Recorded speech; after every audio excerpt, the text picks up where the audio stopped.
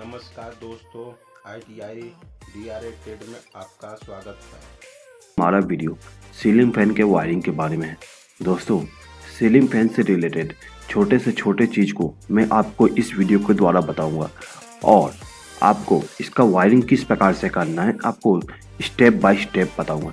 ठीक है दोस्तों, हमारा जो सीलिंग फैन होती है उसमें दो वाइंडिंग किया जाता है। आप देख सकते हैं यहाँ पर दो वाइंडिंग किया गया है। एक वाइंडिंग हमारा ये हो गया और दूसरा वाइंडिंग बाहर वाली हो गई। ठीक है, जो हमारा अंदर वाली वाइंडिंग किया था, यानी कि जो अंदर में जो वाइंडिंग किया गया था वो हमारा रनिंग वाइंडिंग होती है। ठीक है, और बाहर में जो वाइंडिंग किया था वो स्टार्ट वाइंडिंग होती है। अभी देखिए, ये जो अंदर में वाइंडिंग किया गया था वो थोड़ा सा मोटे तार का यूज किया जाता है। ठीक है, और बाहर में जो वाइंडिंग यूज किया जाता है वो पतले तार की यूज किया जाता है। ठीक है, अभी देखिए, जब हम वाइंडिंग करना स्टार्ट करते हैं तो यहाँ पर हमारे पास एक सिरा होता है। ठीक है, अब हमने यहाँ पे वाइंडिंग करना स्टार्ट किया। वाइंडिंग करते करते हमने यहाँ पे आ गए तो हमारे पास टोटल दो टर्मिनल बच गए। जैसे कि आप यहाँ पे देख सकते हैं, यहाँ पे देखिए हमारा रन वाइंडिंग है। ठीक है, यहाँ पर हमारा पहला सिरा हो गया और यहाँ पे दूसरा सिरा हो गया, यानी कि इस वाइंडिंग में से हमें दो टर्मिनल्स मिल गए। ठीक है, इसी प्रकार से ये जो बाहर वाइंडिंग किया गया था, यानी कि स्टार्ट वाइंडिंग किया गया था, उसमें भी दो टर्मिनल्स हमें मिल गए। ठीक है,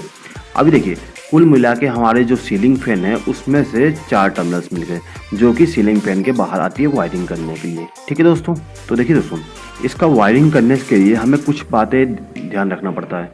ठीक है, क्या ध्यान रखना है? हमें सबसे पहले जो वाइंडिंग के तार निकले होते हैं उनको आइडेंटिफाई करना पड़ता है कि कौन सा स्टार्ट वाइंडिंग है, कौन सा रन वाइंडिंग है। तो इनको आइडेंटिफाई कैसे करेंगे? इसको आइडेंटिफाई करने के लिए दोस्तों दो तरीका होता है। पहला तरीका यह है कि हम इसको मल्टीमीटर के द्वारा कंटिन्यूटी टेस्ट कर ले या फिर रेजिस्टेंस को मेजर कर ले, और दूसरा तरीका यह होता है कि हम सीरीज टेस्ट लैंप का उपयोग करें।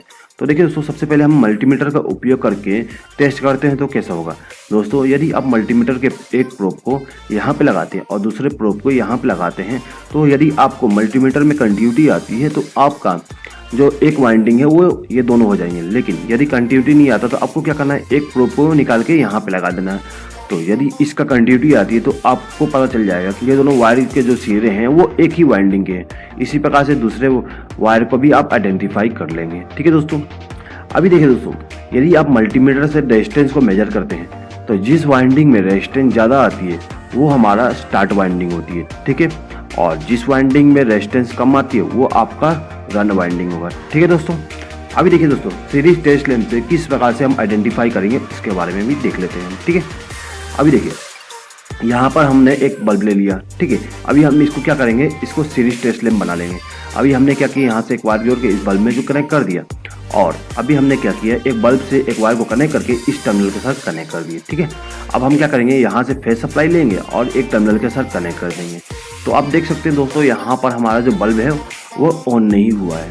ठीक है, अभी हम क्या करते हैं, ये जो वायर हमने यहाँ पे कनेक्ट किए थे इसको चेंज करके यहाँ पे कनेक्ट कर देंगे। तो जैसे हमने यहाँ पे कनेक्ट किए, हमारा जो बल्ब है वो ऑन हो गया, यानी कि ये जो दो टर्मिनल्स थे वो एक ही वाइंडिंग के टर्मिनल है। ठीक है दोस्तों, इसी प्रकार से हम मल्टीमीटर में करते हैं सेम।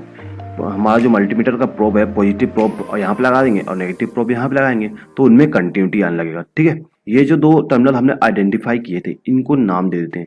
क्या नाम देंगे, इस वाइंडिंग को R1 दे देते हैं और इसको R2 दे देते हैं। ठीक है, अब हम क्या करेंगे, ये जो दूसरा टर्मिनल्स है उनका भी आइडेंटिफाई कर लेते हैं। तो इसके लिए क्या करते हैं, ये बल्ब से एक वायर का जो प्रोब्स था उसको यहाँ पे लगा दिए और यहाँ पर हम फेस सप्लाई लेके इस वाले टर्मिनल के पे दे दिए। अभी आप देख सकते हैं हमारा जो बल्ब है वो ऑन नहीं हुआ है।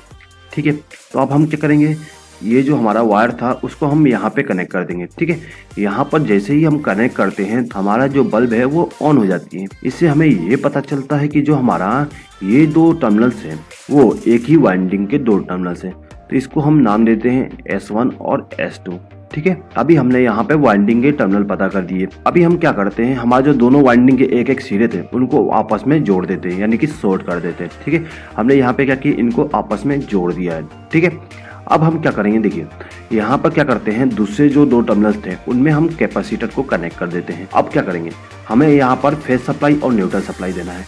तो फेस सप्लाई कहाँ दे और न्यूट्रल सप्लाई कहाँ दे, इस बात को आपको ध्यान रखना है। ठीक है, अभी आपको क्या करना है कि जो न्यूट्रल सप्लाई है उसको आपको यहाँ पे जो वायर को हमने शॉर्ट किए थे उनमें कनेक्ट करना है। न्यूट्रल सप्लाई को हमें उस वायर में हमेशा कनेक्ट करना है जिस वायर को हमने आपस में शॉर्ट किए थे, ठीक है। अभी देखिए दोस्तों, ये जो हमारा फेज सप्लाई है उसको हम क्या करते हैं, ये जो दो वायर हैं इनमें किसी भी वायर में कनेक्ट कर देते हैं। तो हम क्या करते हैं, यहाँ पे R2 वाले वायर में कनेक्ट कर देते हैं।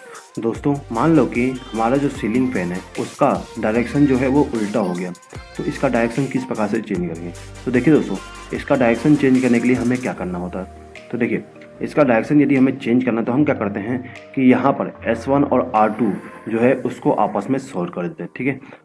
तो देखिए दोस्तों, ये जो हमारा कैपेसिटर है उसको कनेक्ट करने के लिए क्या करते हैं, ये जो वायर है उसको हम क्या करते हैं R1 पे कनेक्ट कर देते हैं और दूसरे वाले वायर को S2 पे कनेक्ट कर देते हैं, ठीक है। अब हमें इसको फेज सप्लाई और न्यूट्रल सप्लाई देना है। तो कैसे देंगे दोस्तों, देखिए तो देखिए दोस्तों, न्यूट्रल सप्लाई को हम क्या करते हैं, ये जो दो वायर आपस में शॉर्ट किए थे उनमें हम न्यूट्रल सप्लाई देते हैं और फेज सप्लाई हम इन दोनों वायर में से किसी भी एक वायर में कनेक्ट कर देते हैं। इस प्रकार से हमारा जो सीलिंग फैन का डायरेक्शन होता है उसको चेंज करते हैं। दोस्तों मान लो कि आपके जो सीलिंग फैन है उसमें बाहर में केवल 3 वायर निकला है, तो उसको कैसे वायरिंग करेंगे। दोस्तों यदि आपके सीलिंग फैन में से 3 वायर बाहर निकले हैं तो आपको यहाँ पर सीरीज टेस्ट लैम्प करने की जरूरत नहीं होती है। यहाँ पर कलर कोडिंग ऑलरेडी रहता है। कलर कोडिंग किस प्रकार से रहता है, देखिए यहाँ पर जो ब्लैक वायर होगा वो आपका न्यूट्रल सप्लाई के लिए होती है, ठीक है। और इनमें जो 2 वायर होते हैं वो सेम कलर के होते हैं, ठीक है। तो इन 2 वायरों को में हम क्या करते हैं, कैपेसिटर को कनेक्ट कर देते हैं, ठीक है। कुछ इस प्रकार से हम कैपेसिटर को कनेक्ट कर देंगे। अब क्या करते हैं, ये जो ब्लैक वायर है उसमें हम क्या करते हैं, न्यूट्रल सप्लाई को कनेक्ट कर देते हैं और यहाँ पे जो 2 वायर है इनमें से किसी भी एक वायर में हम फेज सप्लाई को कनेक्ट कर देते हैं, ठीक है। जो हमारा सीलिंग फैन होती है उसका कंप्लीट वायरिंग किस प्रकार से करेंगे, देखिए ये हमारा सीलिंग फैन हो गया, ये हमारा स्विच बोर्ड हो गया और ये हमारा कैपेसिटर हो गया, ठीक है दोस्तों। अभी हमें क्या करना होता है, देखिए दोस्तों, ये जो हमारा सीलिंग फैन है इसमें ऑलरेडी ये जो वायर आती है वो इन 3 टर्मिनल पे कनेक्ट करते हैं। यहाँ पर हमें 3 टर्मिनल्स मिलते हैं, ठीक है। तो अभी हम क्या करते हैं कि जो हमारा कैपेसिटर है उसको क्या करते हैं, 2 सेम वायर जो होते हैं यानी कि रेड वाले कलर के 2 वायर होते हैं उनमें हम क्या करते हैं, कैपेसिटर को कनेक्ट कर देते हैं, ठीक है।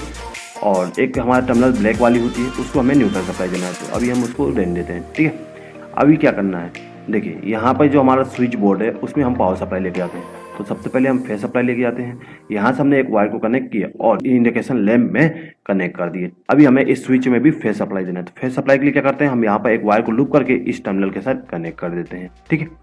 अब क्या करना है, ये जो हमारा रेगुलेटर है इसको फेज सप्लाई देने के लिए हम क्या करते हैं, ये जो स्विच का आउटगोइंग टर्मिनल है यानी कि ये वाला टर्मिनल, इसमें से एक वायर को कनेक्ट करके इस रेगुलेटर के एक वायर टर्मिनल के साथ कनेक्ट कर देते हैं, ठीक है। अभी क्या करना है, देखिए ये जो हमारा इंडिकेशन लैंप है इसको न्यूट्रल सप्लाई के लिए हम क्या करते हैं, यहाँ से एक वायर को कनेक्ट करके इस इंडिकेशन लैंप के न्यूट्रल टर्मिनल के साथ कनेक्ट करते हैं। यानी कि ये जो हमारा इंडिकेशन लैंप है उसको फेज सप्लाई और न्यूट्रल सप्लाई दोनों मिल गया। तो हमारा जो सीलिंग फैन है इसको न्यूट्रल सप्लाई देना है। तो न्यूट्रल सप्लाई देने के लिए हम क्या करते हैं, जो हमारा ब्लैक वायर होती है उस वायर में क्या करते हैं, एक वायर को कनेक्ट करके हमारा जो न्यूट्रल वाली टर्मिनल्स है उसमें कनेक्ट कर देते हैं, कुछ इस प्रकार से, ठीक है दोस्तों। अब हमें ये जो सीलिंग फैन है उसको फेज सप्लाई देना है। तो फेज सप्लाई कहाँ से देंगे, ये जो हमारा फैन का रेगुलेटर होता है उसका जो एक टर्मिनल है उसमें से एक वायर को कनेक्ट करके इस टर्मिनल के साथ कनेक्ट कर देंगे, ठीक है। हम यहाँ पे जो ये जो टर्मिनल वायर है इसको हम यहाँ पे भी कनेक्ट कर सकते हैं और यहाँ पे भी कनेक्ट कर सकते हैं, ठीक है। तो कुछ इस प्रकार से दोस्तों हमारा जो सीलिंग फैन होता है उसका वायरिंग करते हैं। आई होप कि आपको ये वीडियो पसंद आया होगा। दोस्तों यदि आपको ये वीडियो पसंद आए तो प्लीज़ लाइक कर दीजिएगा और अपने फ्रेंड्स के साथ शेयर कर दीजिएगा।